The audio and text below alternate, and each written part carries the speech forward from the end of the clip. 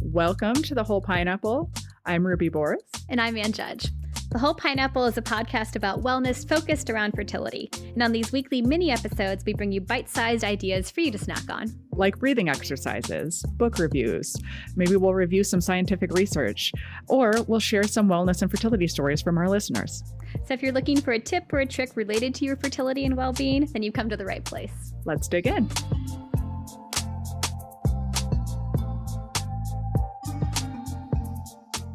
Hello there, lovely listeners. It's Ruby here. Just wanted to jump in and let you know that if you can tell from our conversation in today's episode that we recorded quite a while ago, you'd be correct. We recorded with our guest way back, about 6 months ago, but we decided to delay releasing the episode until October because it's Pregnancy and Infant Loss Awareness Month. We are talking about grief today, and we felt this conversation would be most helpful during a time when many of us could use a little extra support and TLC. Most of us have been impacted by a pregnancy, infant, or child loss directly, or know someone who has. As helpful and needed as this conversation is, it may not be the right time for you to listen. So do a quick self-check-in. Are you in a good place to learn more about your grief today, or is it maybe not quite the right time? If it's not, no worries. Save this episode for later when you're better equipped to process it. Instead, you can take some time to listen to or watch something more lighthearted or do some self-care. The holiday episodes of The Office are my go-tos when things get heavy and I need a little pick-me-up. Whatever you need to do today is what you need to do today.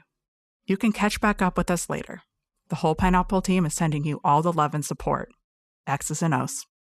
Well, welcome back to The Whole Pineapple. We are very excited to have Wendy Sloneker back with us. Again, she is from the Heart Healing for Loss podcast, and she's an advanced grief recovery specialist and coach.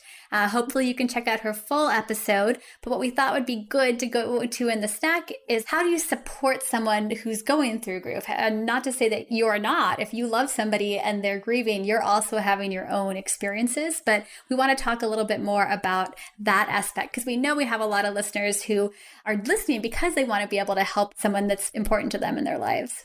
Right. Such good support just to be there and available. Now, one thing that often comes up is like, hey, just let me know what I can do for you. Just let me know what it is you need, which is like work for the person who already may feel many of the symptoms around grief and loss, or just having a sense of loss or a challenging time with lots of changes in a routine, trying lots of new things. In that case, and this is something that I've done with great success, so I really want to offer something that's amazing that works really well. And that is send a bag of appetizers or groceries to them. Like, don't ask what they want or need, to the extent that you feel comfortable and know them well. This is something that I dropped off 2 bags of groceries at the door and said, hey, took a picture, sent a text. This is for you. You're on my mind. The gesture is so appreciated. A person may not really feel like certainly cooking or shopping or eating. This may be true of the entire couple or family at hand. This is something that has really, like, I've done it again and again, and it can be something very simple. It can be groceries. It doesn't have to be. It can be something that just reminds you of them. Similarly, like a text message, and I'm talking kind of for the friends and family group that is like of the wider circle. It could be that you just send a specific emoji that means I'm thinking of you. We get self-conscious as people who are witnessing others who are struggling, and we get self-conscious. We don't want to say the wrong thing. And at the same time, like, there's a lot of loneliness that is already part of a grieving process, according to our culture. Like, we don't know what to say, so I better not say anything because it'll be wrong. And that's like our stuff. However, telling somebody that you love them and are thinking of them in a text or a voice text, another thing that's really helpful is to just say, hey, you know what?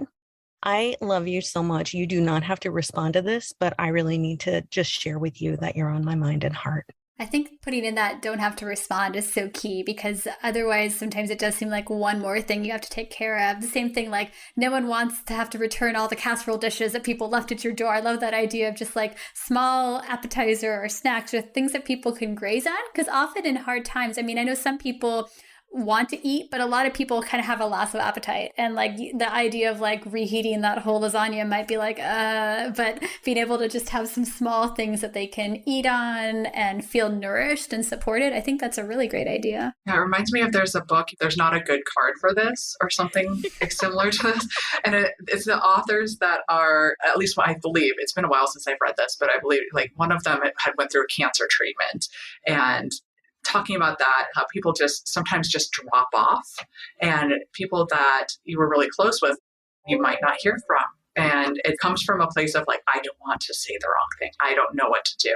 I have also done some work with parents who have had a child die. Being in touch with that person and not wanting to like be the one to bring up pain, but you're also bringing up love. And so when you are willing to talk about that child and how that child impacted you in your life and what you remember about them, or if you remember their birthday, or if you remember a certain thing that happened that you loved about them, that may be actually a gift to just have that acknowledgement of that person who is here that you loved, that they love.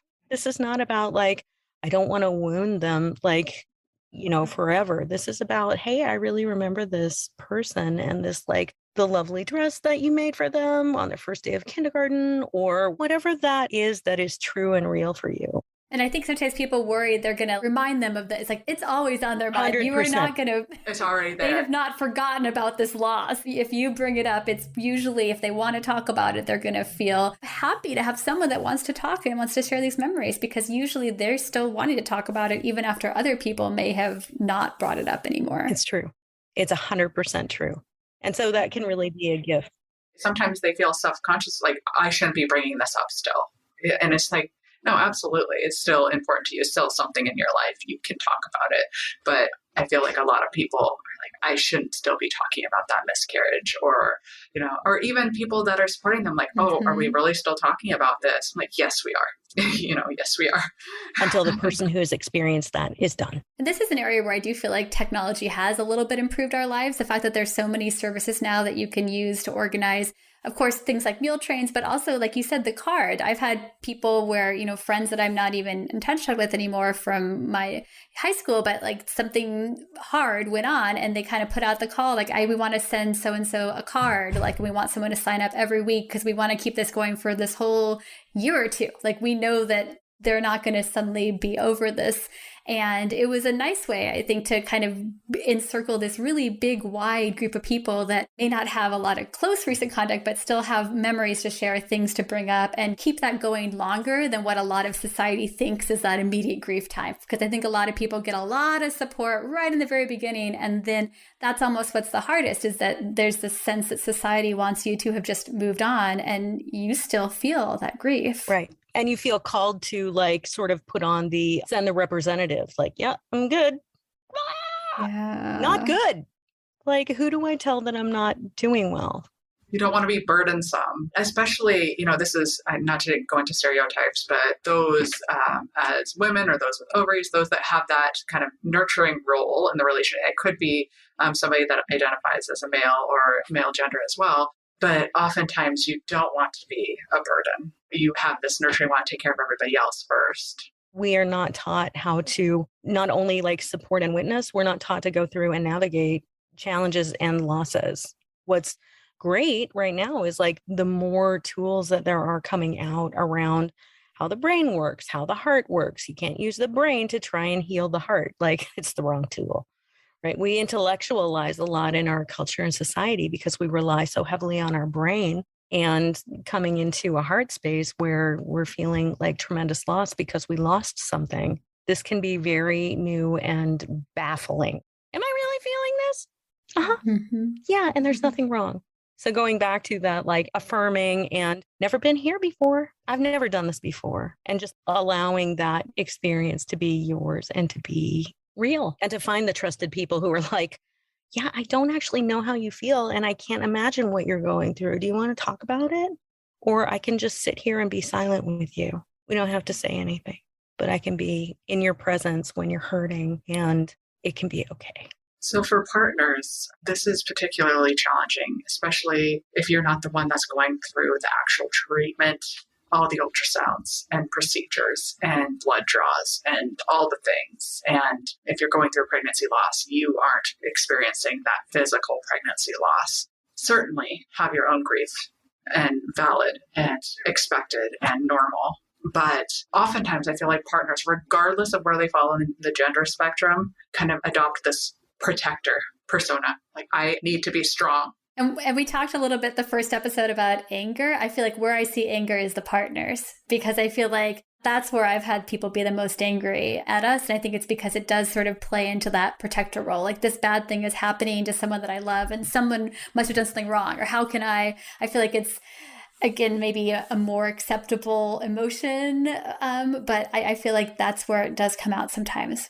Right. So identifying what your hopes, dreams, and expectations are of the process is huge. And to have it not be a personal thing around like someone's not behaving badly. This is how this is unfolding is awful, and it is challenging, and I don't know how to do this. Sometimes just coming to the, I don't know how to do this, and I'm scared that I don't know how to do this because I feel like I'm supposed to have all the answers and be the one who's championing this process because that's all I can do. I can't get pregnant with, the bones and soft tissue that I have. So owning up to like, what else? What's in that layer underneath that? And like, how do you express that in a way that is safe for you emotionally? And can you share that with your partner? Is that something that like they can hear, or are they not as available at this one moment in this moment? Where can I get support?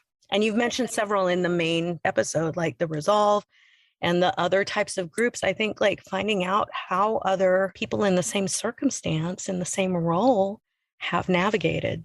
I feel like what you just said is exactly what so many of our patients want to hear from their partner. I have a lot of people saying, I feel like there's something wrong with me. Like, they don't seem like it's bothering them the way that it's bothering me. And it probably really, really is, but they don't want to bring that up because they think it's just going to be a bad cycle. You kind of feel like one of us has to be the, strong, not emotional one. So, and not realizing that the best way to support might be opening up about the fact that you're having a really hard time too.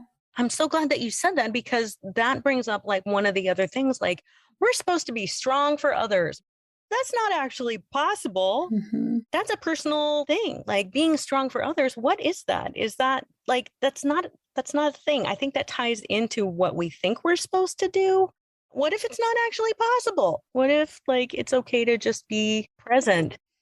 Yeah, sometimes falling apart together is what you need to do together. Right. It's like nicer to just both be in that really sad space together. Right. And just sit together, or take like inhale, exhales a couple times together, get to a sense of coherence and on the same page, even if you're having different experiences.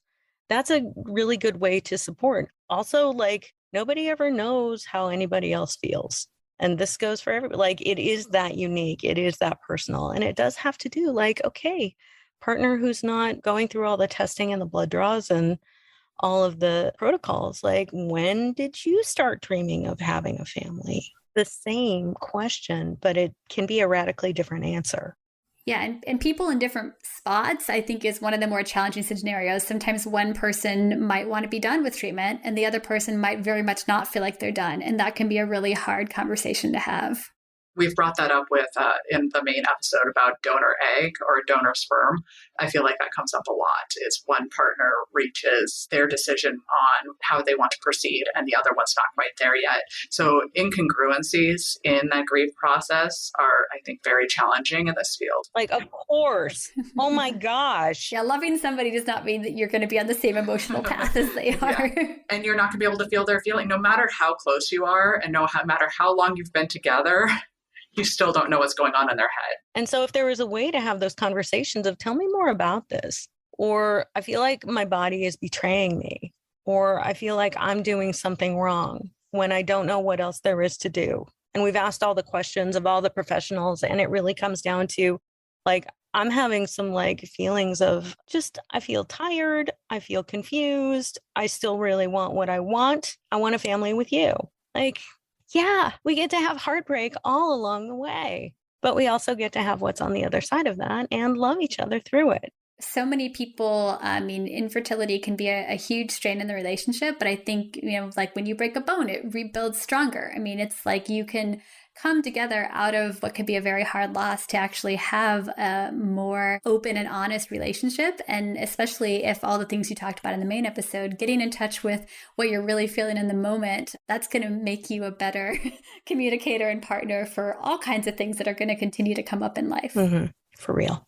And there is help for that too. If you are struggling to communicate and you don't even know how to broach that, you don't have to do it alone. In this circumstance, I think couples therapy, family therapy, even if like you have a child already, sometimes that comes up a lot where parents will feel like they're failing their children because their child's asking about having a sibling and they want to give them that sibling. Sometimes family therapy can be quite helpful to work through some of those things. Right. And if you feel like, like one of you really wants additional outside support and the other person doesn't, then like, that's okay too. Like, go ahead and honor that. Whoever needs support, get support. Because what if nothing's wrong? And this is like, we're finding out how to do this by doing it. There's no other way. Like, intellectualizing is something we do and dream about, but like getting, as Brene Brown says, into the arena, especially on like fertility and family creation, like shit goes down. It's the Hunger Games in there. It is the Hunger Games in there. The flame dress, right? Yeah, it's true. That's true. You rise from the ashes. Or I think a little bit too about like the multiverse, if you're into all the Marvel stuff, that your life has spun off into a different path and you're going down a different time stream than you thought you were going to be on. But you still have all these other branches that are going to be there for you. It's just not the one you thought you were on. And there's not the one timeline. My family knows I'm obsessed with Tom Hiddleston and Loki and everything else, but there is not the one universal timeline of how everything is supposed to be. You have many branching paths and you have to live the one you're on. Even if you don't like it. Dang it. Yeah. This is your variant and you have to be in it. Yeah. It's tough moments, but like it can also be really enriching to like look back and just, examine. And we have a lot in our culture that says it should feel good or it has to feel good or like our pursuit of happiness is written into some founding frickin' documents. So like that's not the only feeling.